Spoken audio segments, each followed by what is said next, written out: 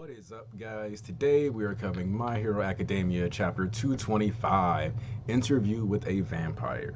So, first of all, this chapter starts off with Redestro, aka Lil Destro, uh, basically telling Giron, uh, yeah, you might not think people will save you, and you might think your Nomu are a threat, but here's the thing. We've been tracking you guys for a while.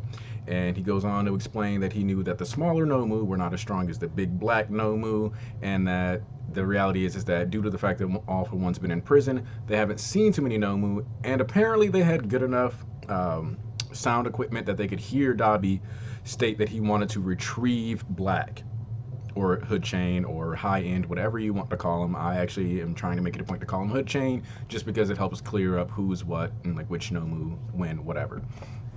So this is interesting though, because one of the things that I think is imperative to note is that he's talked extensively about, I am confident this plan will work. You guys are nothing but delinquents because without the Nomu, you don't have firepower. Some people disagree and they believe that Gigantomachia is a known factor. But if anything, I think this statement, these reasonings behind the timing of their attack solidify that they do not know about Gigantomachia. Keep in mind that they did not locate the League until they recovered Giron's data, made a phone call to him, and used satellite imaging, the Feel Good Inc. satellite, to pinpoint where they were in the mountains. This means up until that moment, they had zero visual contact or knowledge of the League's location. If they had not known where the League was for the past 6 weeks, there's no logical reason for them to actually know that they've been training and fighting against Gigantomachia this whole time. So this means that as long as the League survives, they realistically should be able to have the zero pointer drop and completely shake up and throw off the Meta Liberation Army's plans. That out of the way, though, I also want to talk about the page, as that was actually one of my favorite art spreads in the entire chapter, where it cuts away from his face and bleeds into a complete battle royale, where you've got people throwing cars, you see multiple of these quirks. It's established that these people are actually, they've been diligently training, so these people are probably at least as good as like a couple UA students. You know, you got like these are legitimate contenders. This is an actual army of people who know how their quirks function, who practice with them and apply them. But also, as big as that battle royale panel is, it actually does a great job of showcasing the League of Villains skill. You got Shigaraki, you know, at the forefront, running along. He's got like 3 or 4 people around him. There's a guy that looks like he's aiming a car at him because he's gonna just chuck it. There's a man shooting a laser beam out of his mouth just for twice to, I mean not twice, sorry, Mr. Compress to hit the Matrix on it. And then you got my boy Twice out here performing the sweet chin music on these fodder. Overall, there's like a lot going on in the page, but when you look at it, what everybody's doing, it like lets you know, nah, like yes, these are some strong dudes, but like they're still coming out the cut. Like the League of Villains has made gains. If you think back to like early season 1, season 2, season 3, early, like even in season 3, I don't think those like that level of the League is not doing what they're doing right now. So these Giganto gains are massive. And so then we cycle over to, you know, codenamed Curious. And one of the things that I like about her is that, first of all, one of the things in general I like about the layout of the page is that it establishes that, like in the same way that heroes have their hero names, the Meta Liberation Army people have their own code names, and they specifically go by MLA code name, not like hero name or anything like that.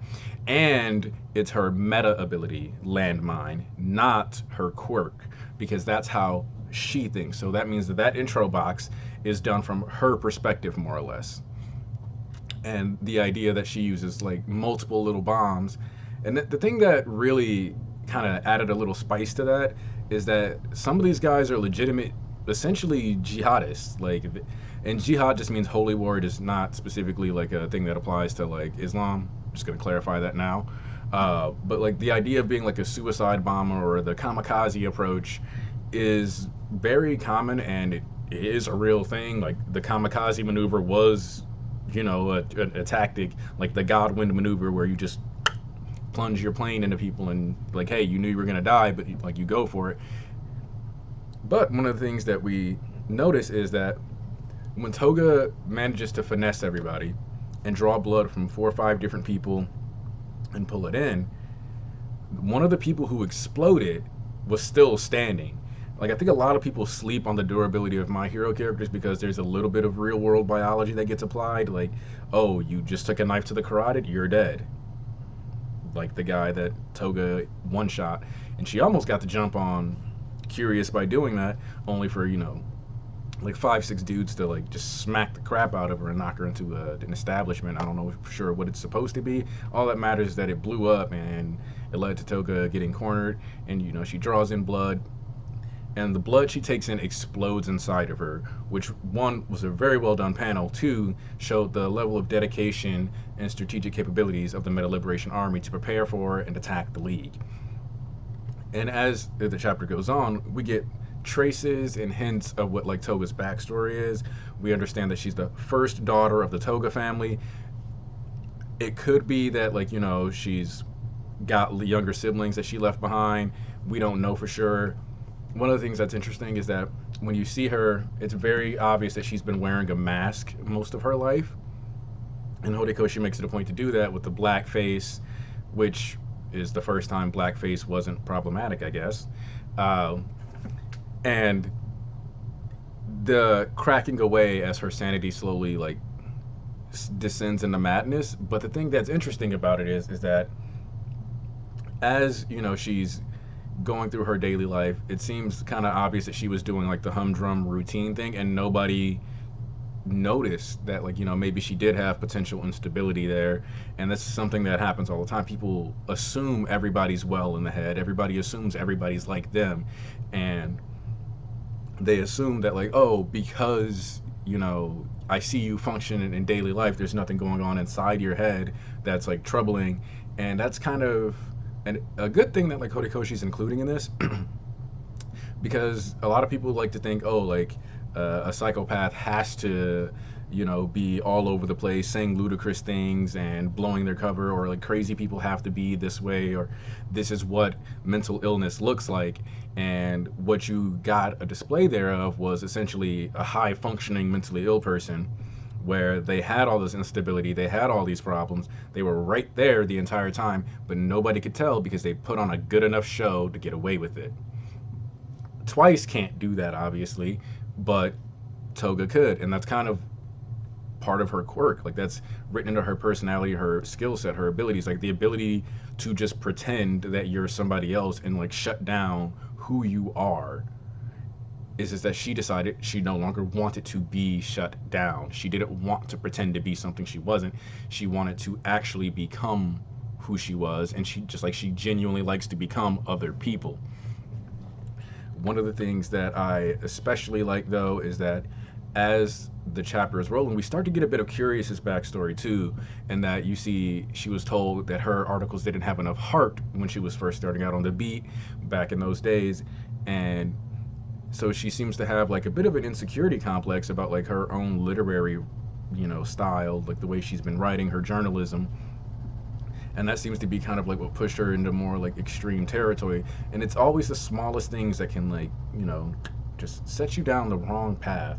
And the idea that she might have just been somebody who was sick of her boss, sick of all these things, and the way that society was telling her she had to write this story, the way she had to be, the fact that she couldn't just use her quirk in daily life.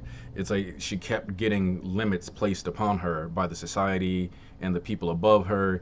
And eventually that's kind of what seems to be what's leading to her go down this path of the Meta Liberation Army, the same way that Toga got tired of wearing her mask and ended up in the League of Villains, and has apparently been running around doing this since at least she graduated middle school. So this is about 2 or 3 years that Toga's been essentially running around knifing people.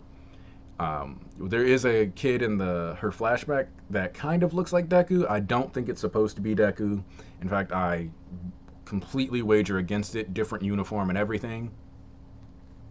But at the same time, they both went through, the idea of being told they couldn't be themselves, or having to live in a way that they didn't feel like they could be themselves.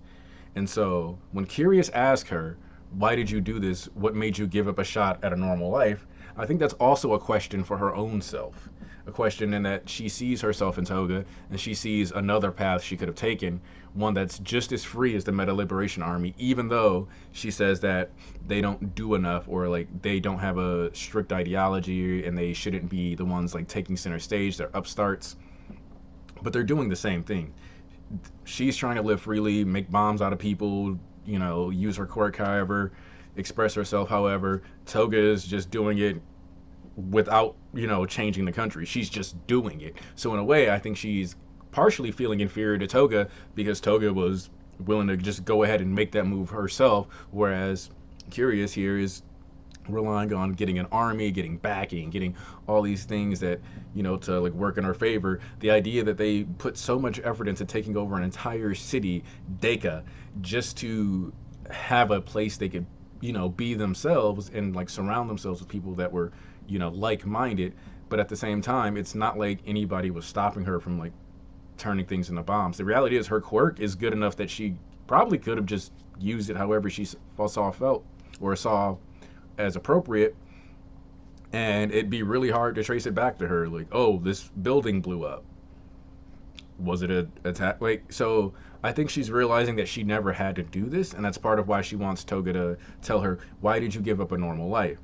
But what Toga says back is very fascinating because it's also a very common psychological issue that many of us run into. And it's one of the things that I talked about earlier in this video, which is when she's asked, why did you give up a normal life? She goes, what is that? I already live normally, or I am normal, depending on like the translation you read. And the thing about that is very important is that to Toga and to many people, a normal person has feelings, they have impulses, and they go and they address them and they work on them. And they become like, like that's how life works. You have a feeling, you act on it. You want something, you go get it. Toga wants to drink blood. She wants to do these things. She's going to go do it. She's going to go turn into these people. She's going to like use her quirk however she sees fit. And the way her quirk works is she has to drink other people's blood. So in her mind, this is normal. This is how my life works. This is the optimal setup for me. And that's what we are all after, is our own optimal setup. Do I think Toga's life is justified? No. But I think it's important to understand that, for example, if you come from an abusive background and like your parents are belligerent and they're always telling you that you suck, and then you see somebody like, oh my God, my parents were like kind of mean and down on me today. To you, it might be like, but that's every day. Like, what are you talking about? Like, that's not special. And that's like the difference, right? Is that like to everybody else, this is a strange thing, but Toga has already adapted to this lifestyle, and it's always the lifestyle she wanted. Hence why when the mask broke away, you could see her fangs and her real face appeared, because this is who she was always supposed to be. This is who she is. And so when she says I'm living a normal life, she's saying I am being myself. And normal people who are healthy like to be themselves. And while she's not healthy and her life isn't normal, it is a perfect example of how sometimes being logical does not mean being correct. So where I'm thinking this is kind of going to go is that next chapter, I'm expecting us to get like a deeper dive into both of their backstories, and I'm expecting more parallels to be drawn. I'm expecting this next chapter to either wrap up the fight or the very beginning of the chapter after that to wrap up the fight. And from there, we'll segue into either like Compress or maybe Dobby. I think either Compress or Dobby is next. This is following a similar format to the Overhaul arc, where we got a series of matchups where you had Amajiki versus 3 people.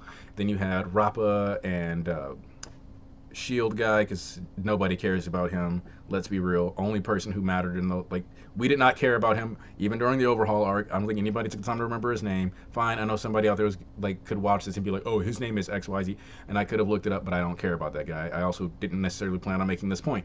But the point is that this format is following the Overhaul arc, so you're getting a series of like 1v1s or 1v3s or matchups that end up leading into finding out a little more about the characters. I would actually kind of like to see this for the entire league, which would end up leading to, since this is a 2 to 3 chapter allocation, that would end up being like about another 15 chapters, 16 chapters before we got to the like main conclusion and main point of like Giganto getting there. I don't think we'll get that effect for Shigaraki. I think that what'll happen is that Giganto will show up before what would be the Shigaraki reveal, or like what set up the Shigaraki fight. Just like I think then there's just a chance that that'll happen to disrupt the Dabi fight too, so that that doesn't get to happen, and so that he can save Dabi for later. But this chapter for me was about an 8 out of 10. I really enjoyed a lot of the art. The spreads were nice. The faces, like the face detail that was put into Toga, from the bloodied up scenes to the explosion scenes where she's getting blown up from the inside, to the very last panel where she says, "I am living this normal life." Great way to be intimidating. Great way to really drive home that like it's an interview with a vampire. There's blood everywhere. The fangs are out. And I was talking with my buddy Glam in Discord, and we were kind of discussing how I kind of want to see Toga just go ahead and like rip somebody's throat out with her teeth. Like I kind of want to see it happen. Like just go ahead, bite into him, because she's got the fangs. I'd like to see them be more than just an aesthetic. And the reality is that like her syringe machine might be busted. She might be out of knives. How else is she gonna take anybody down but ripping their throats out with her teeth? So let me know what you think in the comments below. The standard like, subscribe, the whole ramble that YouTubers go through at the end of all their videos. Link to my Twitter. You can always catch me in Discord, whether it's in like Brago's server or Franki's various. I'm in multiple Discord servers. You can reach me on several of them. One of them that I think is going to start getting more active in this summer is Shonen Kingdom, because we do a lot of debates in that server. We actually will host debate nights. Sometimes we remember to record them, and so just be on the lookout for more content as time goes on. This is an early chapter week, so the official will be dropping on Friday this week. So that will be my next guaranteed video. If I get an idea for a video before then hey, you get another video. But I think 3 videos this weekend between my Endeavor video, this review, and the Bakugo video that I did earlier for his birthday, hence why that's still up there, and should keep you guys satisfied at least until next Friday. And with that being said, I think I've covered everything I want to say in this chapter. I don't think there's anything too important than that I overlooked. I mean, I guess you could argue that the Giron point, like the conversation, like what Giron said about being a damsel in distress was important, but I think he was moreover just saying that like I'm an old man that's like, we're technically not best friends, and the idea that they controlled Deka well enough to like send traffic away and say the roads are closed should be a surprise to no one, since they said 90% of the town was Meta Liberation Army.